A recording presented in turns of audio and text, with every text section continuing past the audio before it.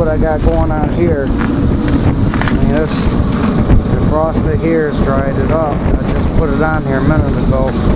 Man, it's so cold out. This is my wife's 98 Grand Am. This fucker is not starting. It's like 14 degrees below zero.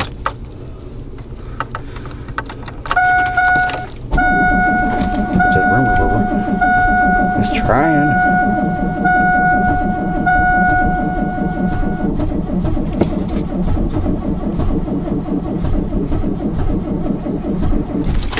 Oh, what the hell? It's gonna be a second day off of work problem. Thing won't start up. Keto heater going. Frosted. It's hot though. It's really warm your hands up. Oh yeah. It's crazy though. No starting up.